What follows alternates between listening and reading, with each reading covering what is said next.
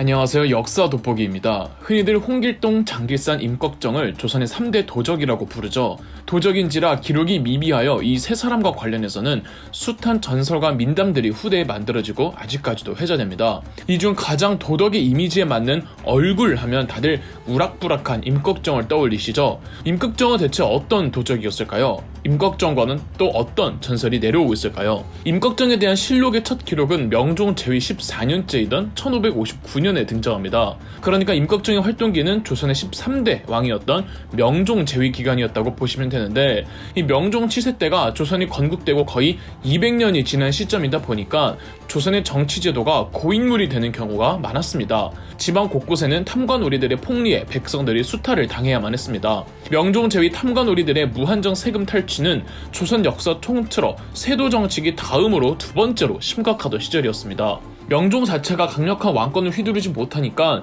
조정의 지방 지배력은 약화되어 있었고, 지방의 탐관오리들은 세상 자기들 멋대로 구곤했습니다. 무엇보다 로비로 돈으로 해결 안 되는 게 없던 시절이었습니다. 그렇다면 돈 없고 가난한 백성들만 당하기 일쑤였고, 백성들 구휼기구는 제대로 운영조차 안 됐으며 암행어사가 파견되어도 별 효과도 없었습니다. 가뜩이나 명종 제위에는 가뭄 등의 자연재해가 빈번하게 일어났으니 민생이 파탄날 대로 파탄나 있었다고 보시면 됩니다.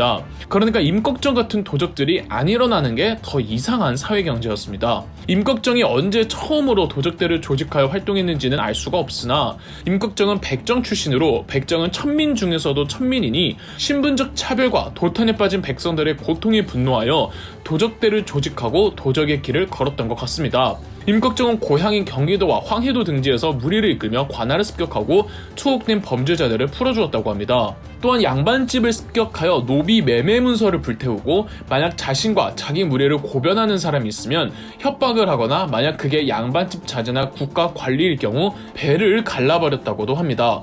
임꺽정의 행보에 당시 조선 조정이 얼마나 답답해했는지 명종실록에 여실히 드러나는데요. 읽어드리도록 하겠습니다. 이 도적들은 관군을 조금도 두려워하거나 꺼리는 빛이 없이 흉포가 극심하니 그들을 모조리 잡아 죽여서 치안에 해를 끼치지 못하도록 해야 합니다. 그런데 해당 관할 지역의 수령들이 이를 막지 못하고 그들이 출몰하는 대로 놓아두고 있으며, 도적들이 사람을 죽이고 재산을 탈취하는 것을 보고도 그들의 보복이 두려워 직무를 유기하고 도리어 숨겨주어 적세가 그처럼 창궐하기에 이르렀으니 앞으로 제어하기 어렵게 되었습니다. 한 번은 임꺽정을 잡아 출세해보겠다는 이억근이라는 자가 이 동네에서 싸움 좀 한다는 애들이 20여 명 정도 모아서 임꺽정을 공격하는데 화살 7대 맞고 죽어버렸다고 합니다. 이 이억근이라는 사람은 그래도 왕년에 도적들을 꽤 때려잡은 전적이 화려함에도 불구하고 임꺽정에게 덤비다가 그냥 골로 가버린 겁니다. 조정은 개성부 도사에게 당장 임꺽정을 잡아들이라는 지시를 내려 개성부 도사는 개성의 경계를 강화하고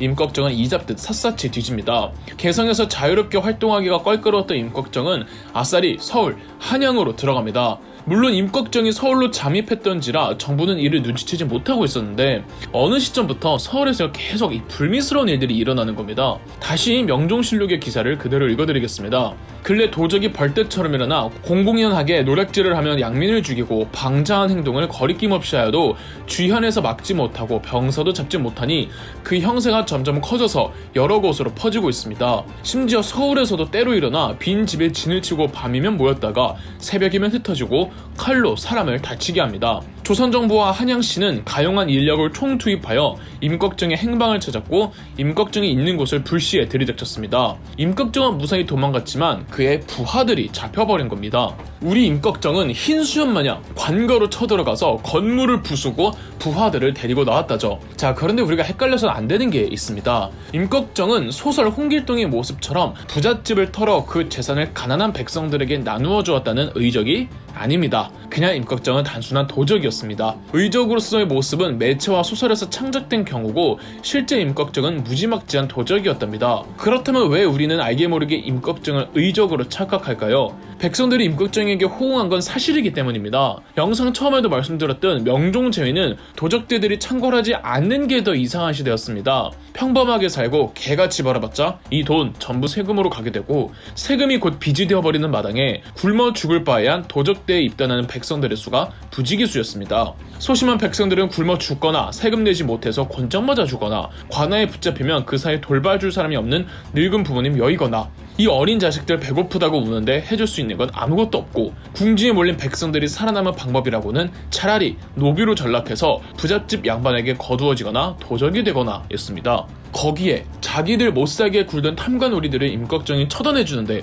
속이 시원하지 않겠습니까? 그러니까 도적이 되지 않더라도 백성들이 임꺽정네 무리는 물론 다른 도적대들을 숨겨주기 일쑤였던 거죠. 이때 임꺽정의 이름이 퍼지니 전국적으로 도적대들이 들고 일어나는 겁니다. 전부 임꺽정의 부하들이었다는 게 아니라 황해도와 경기도에서 조선 관군조차 어쩌지 못하는 도적대들이 있다더라. 우리라고 못할 게 뭐 있냐? 이러면서 전국 곳곳에서 도적대들이 일어나는 겁니다. 조선 정부도 나름 머리를 쓰긴 했습니다. 백성들이 임꺽정에게 호응하는 이유를 잘 알았기에 만약 임꺽정 무리들을 고변하는 사람이 있으면은 그 집에 4, 5년 세금을 경감시켜준다거나 노비의 경우 면천시켜준다거나 혹은 도적들 일부를 설득시켜가지고 자수하게 하면은 무조건 죄를 용서해주겠다든지 뭐 이런 회유책을 많이 쓰기도 했습니다.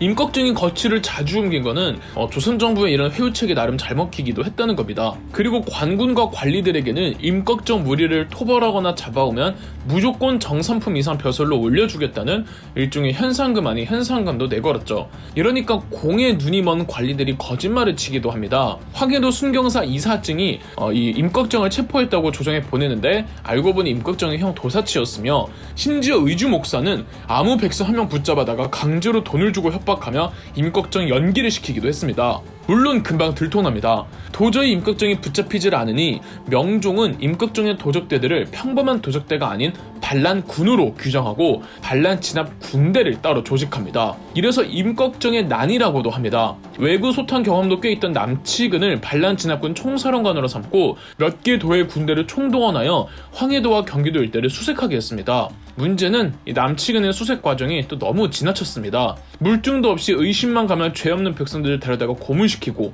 이 남치근의 악행은 소문으로 퍼졌고 조정과 명종은 남치근을 다른 사람으로 교체시키려고 하던 찰나 황해도 구월산이라는 곳에 임꺽정의 본거지가 있다는 소식을 접한 남치근은 대규모 병력을 투입시켜 구월산을 포위했습니다. 임꺽정과 무리들은 끝까지 구월산에서 조선 관군과 싸웠으나 다 죽거나 혹은 항복해버리면서 임꺽정의 도적대는 해산되어 버렸습니다. 임꺽정은 관군으로 변장하여 도망치려다가 배신한 부하에게 들키는 바람에 그 자리에서 체포되었죠. 체포될 때도 임꺽정은 맨손으로 무장한 관군 몇 명을 혼자서 때려잡기도 했답니다. 명종 17년이던 1562년 바야흐로 임꺽정은 체포가 되면서 3, 4년에 걸쳐 조선 전역을 떠들썩하게 했던 임꺽정과 그 도적단의 활보도 끝이 났습니다. 임꺽정이 어떻게 처형됐는지는 기록에 남아있질 않습니다. 그 정도로 대단했던 도적대였고 명종의 반란군으로 규정했을 정도이니 꽤 잔인하게 처형되지 않았나 싶습니다. 그런데 재미있는 거는 임꺽정 체포 후 사관이 실록에다가 쓴 임꺽정 사건 관련 그의 논평입니다. 당연히 백정 출신 도적에 대해서 욕으로 도배되어 있을 것 같은데 그렇지 않다는 거죠. 다시 한번 이 실록에다가 쓴 사관의 논평을 읽어드리겠습니다. 도적이 성행하는 것은 수렴의 가렴주구 탓이며 수령의 가렴주구는 중앙정부가 청렴하지 못한 데 원인이 있다. 지금의 중앙정부는 탐호가 풍습을 이루어 끝이 없기 때문에 수령은 백성의 고혈을 짜내어 권세가를 섬기느라 못하는 일이 없다. 그런데도 백성은 하소연할 곳이 없으니 도적이 되지 않고서는 살아갈 길이 없는 형편이다. 그러므로 너도 나도 스스로 죽음의 구덩이에 몸을 던져 요행과 겁탈을 일삼는 건데 이를 어찌 백성의 탓이라고만 하겠는가? 진실로 정부가 청명하여 재물만을 탐하지 말고 어진이를 수령으로 가려 뽑는다면은 이 칼을 든 도적들이 송아지를 사서 고향 땅으로 돌아갈 것이다. 그렇게 하지 않고 군사를 거느려 추적하여 붙잡으려고만 한다면은 붙잡는 대로 또 뒤따라 일어나 장차엔 다 붙잡지 못할 것이다. 결국 도적 같은 놈들이 세상을 다스리니 임꺽정 같은 흉악한 도적이 나올 수밖에요. 그럼 역사 돋보기였습니다. 영상 재미있으셨다면 구독과 좋아요, 알림 설정까지 해주시면 감사드리겠습니다.